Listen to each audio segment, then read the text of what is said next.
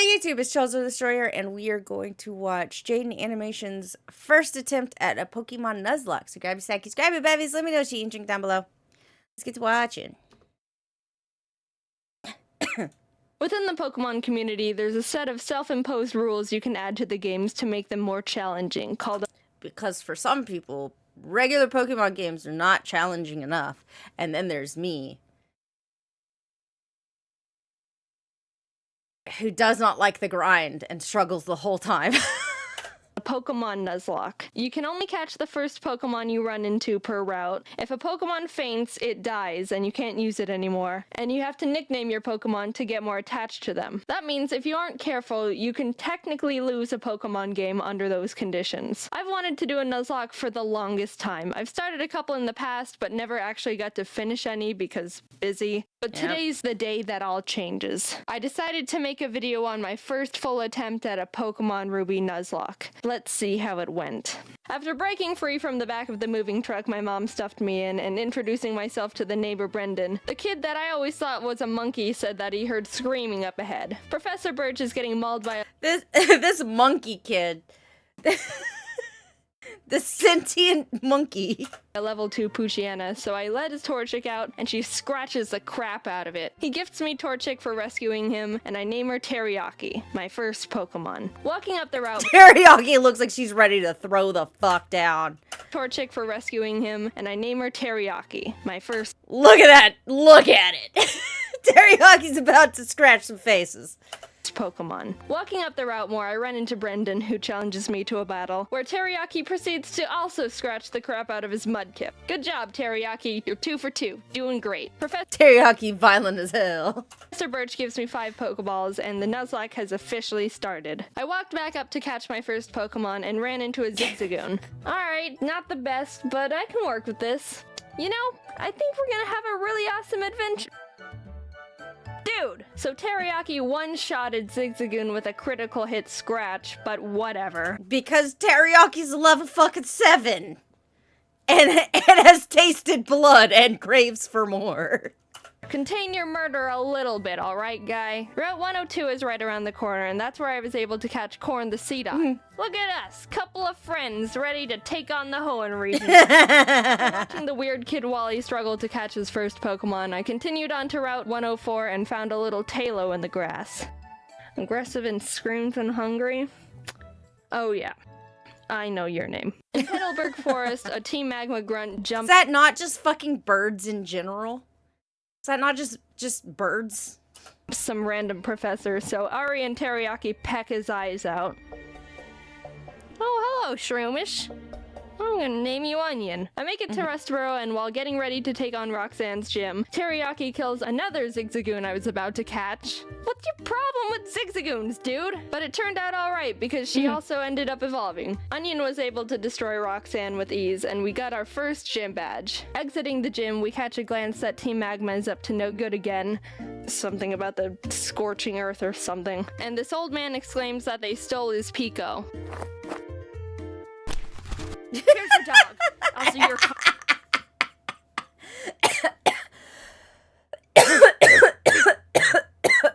Oh my god. Just like throws Bird at this dude. Bird flips out. Here's your dog. Throws Seagull at another dude. Anyway, just... Pico. Here's your dog. Also, you're coming with me. The mayor thanks me by turning me into his errand boy, and I arrive in Dewford to give a letter to Stephen. Hey, thanks so much. Here's a chore you can do for me as a reward. Sir, that is not a reward. I don't care who the fuck you are. Alright, what do we got? Ugh. Okay, chomps. After finding Steven, it was time to take on Brawly, the next gym leader. Ari's a stone-cold killer and easily earned MVP in that fight. Things were going well. 2 badges in, and the team is looking good. On my way to the next city, I caught a tentacle on the beach. Squidward. And after beating Team Magma and Brendan again in Slateport, it was time again to get ready for the... I like how her birds are just violent as hell. Like, her bird Pokemon are like, yep. We're gonna take these motherfuckers out. Gym battle with Watson. But as I was fighting some trainers, Chomps the Mawile got electrocuted a bit too hard and was killed. Well, Jaiden, let's battle. I want to show you how strong I am. Okay. Ari, this is an electric gym. You're not allowed to fight in here, so you can just wait outside. He's so mad. While battling the gym trainers, Onion evolved into Breloom, and together with Teriyaki, they were able to get another victory. Now we were riding high. 3 gym badges in and no main casualties. And no casualties I care about, which is the important part. The fact that I didn't care and am happy to replace it. Massive confidence, we decided to take on the Win Straight Families challenge. Not twice to fight our entire family. I'm just gonna break into your house. With our massive confidence, we decided to take on the Win Straight Families challenge of beating all their family members. I had Squidward out front to get him some experience, but we ran into some troubles with Grandma. Oh god, it's gonna do a high jump kick. We can take him out, but I need a clean switch first. This is fine. So I had to sacrifice Hush Child the Whismer, but honestly that was the safest move to ensure no one else died. Goodbye, Hush Child. You might be missed. While we were You might be missed. Something of slight value was lost, but not enough for me to really care. Harbor, fighting some trainers, Ari evolved. Oh, look at my big bird. Oh, look at you. Yeah. We were almost to town, but we had to get through the sooty grass on 113. Oh, jeez. Alright, Barf, get in there with the rest of them. I walked into Meteor Falls to see Team Aqua and Team Magma arguing about water and rocks. Can I go? So get over here, Zubat. They kept complaining and I had to go up the volcano they were blocking to fight Maxie, the Team Magma leader. That was a hard fight. Onion and Teriyaki were able to take out his Mightyena and Camerupt, but his Golbat hit hard. I ended up having to switch in Ari and double team up to win the battle. Not the most honorable of strategies, but it worked and we're moving on. On the way down the volcano... Honorable of strategies? I don't give a shit about being honorable against these fucking grunt bitches. Like, I don't care.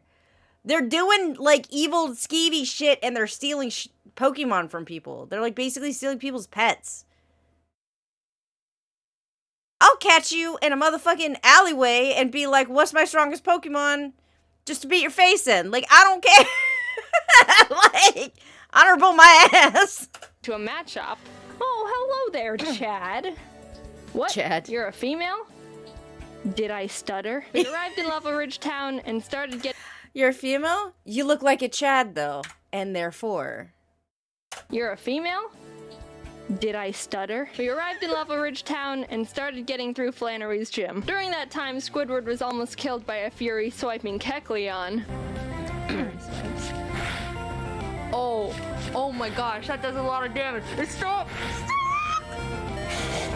But when it came time to battle, he pulled his weight and more. Honestly, with the team, there wasn't much I could have done to Flannery's fire Pokemon, but Squidward came in clutch by learning Bubble Beam, and it was all over for her. Badge 4, under our belt. Brendan met up with us outside the gym to give us goggles so we could walk in the sandstorms. I found a claw fossil, and Anorith was born. I didn't know what to name it, so my friend named him Gary. Now it was time for the 5th gym. After some training, Chad evolved into Machoke, and the team was leveled up. I started the battle with Ari, and after realizing I was in trouble... Yeah, that doesn't do a lot of damage. That does!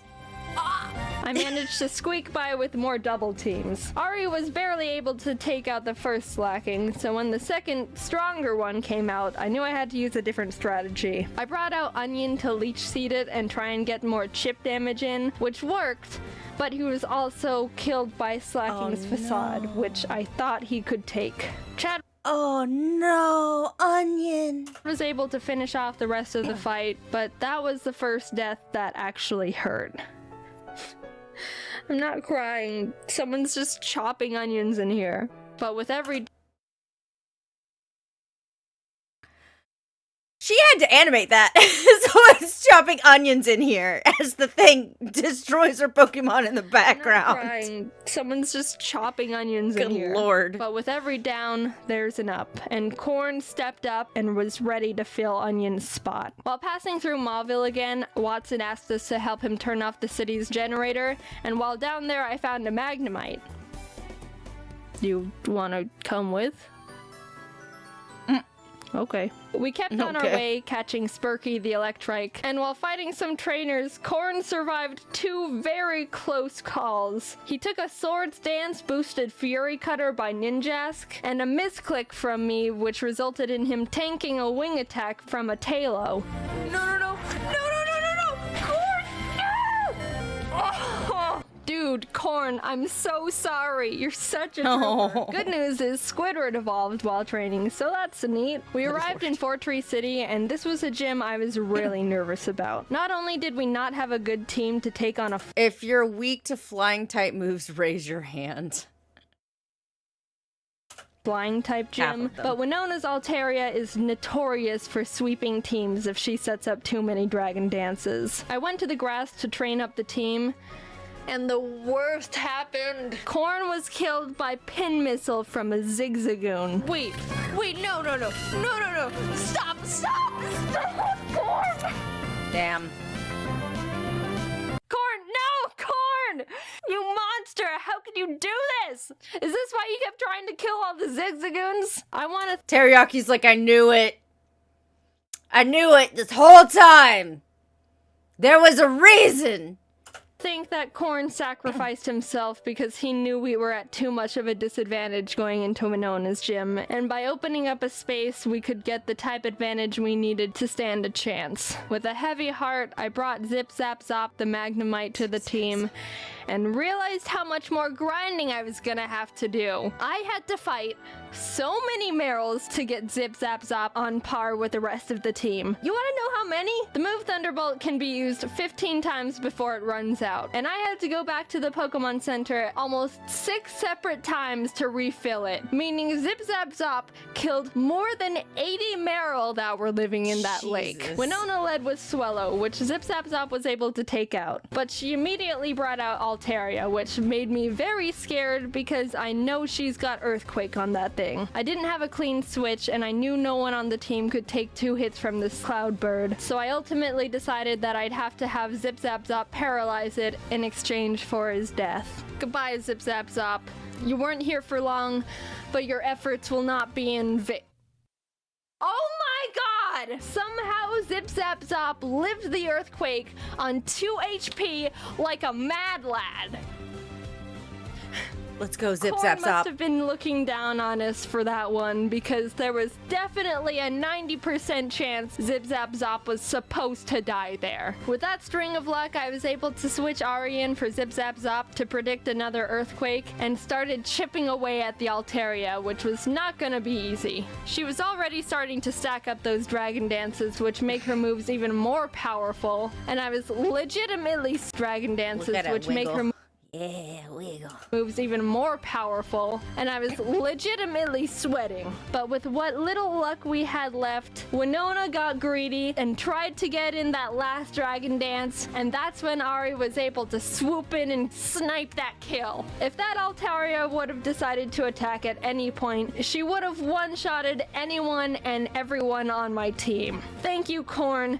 You shined your photosynthesis onto us. From there, I was able to heal up Zip Zap Zop and sweep the rest of her team. The 6th gym badge was ours.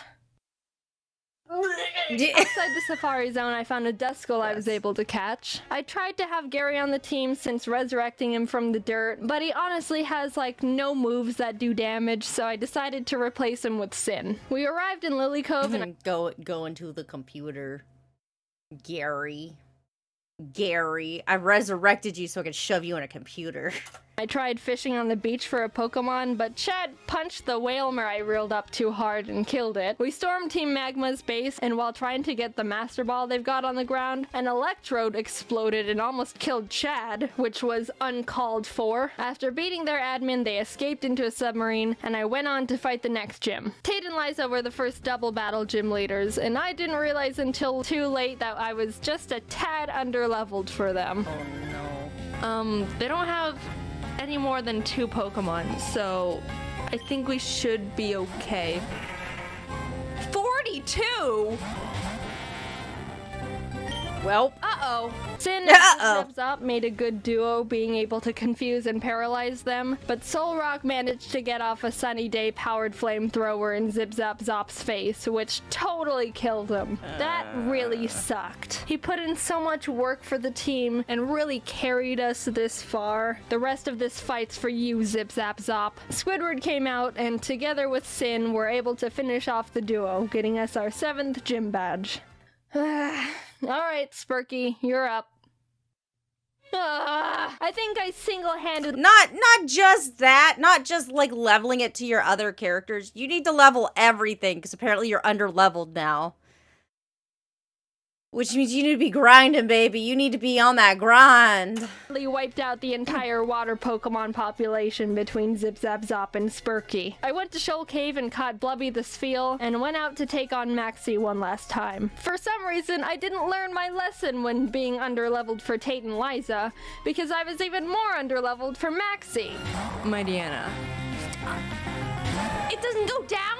Nope. This fight was rough. Chad was able to take out his Mightyena, but I resorted to Squidward when his Crobat came out, and luck wasn't on my side here because Squidward was killed by a high roll wing attack. The way Pokemon works is there's a small range of damage an attack can do. It's not actually the same all the time, and it's kind of based on chance. So even though it looked like Squidward could have lived 2 wing attacks, Maxie was able to get a low roll on the first one and a high roll on the second, which was the death of Squidward. But it wasn't time to give up. We had to persevere. For Squidward. Ari came in and took out the Crobat and lived on 1 HP when hit by Camerapt's Rock Slide. It was a tough battle, but we squeaked by. Barely. After that fight, I needed— She's gonna have a mental breakdown if, like, Teriyaki or Ari goes, I feel. Specifically Ari. to take a step back and seriously grind up the team again. If we were just a bit more underleveled, we would have been murdered. Blubby joined the team and we got to work, eventually arriving in Sutopolis. Steven and the Sutopolis gym leader Wallace were there saying Groudon was in the cave because someone used the wrong orb and pissed him off. So I went in there, walked up to Groudon, and Master Balled him immediately. There's no way I'm fighting Groudon. Now get in the box. While fighting Get in the box. Get in the fucking computer, you bitch. Like, I don't care. Spurky was able to take out his Love Disc and Celio. Sin beat his Whiscash, and Chad finished off the Milotic. The team was perfect. And after obtaining our final gym badge, I knew we were ready for the Elite Four. We got through Victory Road. Wally tried to fight us for the last time, but he just needs to stop. We exited the cave, and there it was. The final challenge. Here we go. Sydney was up first, and honestly, he wasn't a challenge at all. Chad and Teriyaki were able to take care of his team with ease. Phoebe wasn't difficult either, with Sin and Blubby being MVPs. Glacia was a bit tougher. Teriyaki was able to take out her Glalie, and Spurky could handle her Celios, but her Walrein was the big problem. Walreins are thick, can tank a lot of hits, and can do a lot of damage. I would know, Well, because I have one. I brought out Chad, and she was able— I'm sorry, it's so damage. cute. Hold I on. would know, because I have It's just like, hi, hello, yes, that's me. one. I I brought out Chad and she was able to get in a good amount of damage, but she was ultimately killed by Blizzard. Sin came out to try and confuse it, but it broke through the confusion and landed a Sheer Cold. Sheer Cold is a one-hit KO move. It has a 30% chance of hitting the target and will fail if the target Pokemon's level is higher than the user's. But even under all those conditions, it hit. And Sin was killed. Damn. 2 great team members, down and out. Chad was with us for so long and pulled so much weight, and Sin got us through some really tough battles. Even with those losses, we were able to finish Glacia off and move on to the final Elite Four member, Drake. Drake's got a tough team, but we've got a Blubby, and she wanted revenge for her fallen comrades. She ice beamed every single one of Drake's Pokemon. Just a straight up massacre. And with that, it was on to the last battle. Steven Stone. I was legitimately nervous. I led with Spurky to take out his Skarmory as quick as possible, and Blubby was able to take out his Claydol and Aggron, but then came his Metagross. This might be the end. Metagross is Steven's strongest Pokemon, so I needed to hinder it as much as I could before it started doing serious damage. I knew his Metagross had Earthquake, which would definitely take out most of my team, so I Alright, Ari. Time to peck it to death. had to have Spurky Kamikaze to get a paralysis off. Blubby came out again, and after a lot of hard work, finally beat the Metagross by spamming Surf. Teriyaki was able to finish his Cradily, and his final Pokemon was Armaldo, Gary's final revenge for getting booted from the team. I brought out Blubby because Teriyaki was pretty weakened, and after realizing she gets two-shotted by him, I knew she was gonna have to die. So with a heavy heart, Blubby pulled off her last Surf, getting Armaldo in the red, and was killed.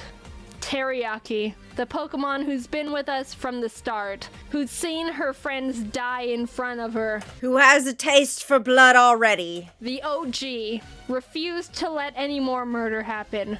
Onion, Corn, Zip Zap Zop, Squidward, Chad, Sin, Spurky, Blubby. Their zeros and ones won't go down in vain. One good kick to the head, and we did it. We completed the Pokemon Ruby Nuzlocke. Teriyaki and Ari were the only survivors, but the whole team put in a lot of work to get us to number 1.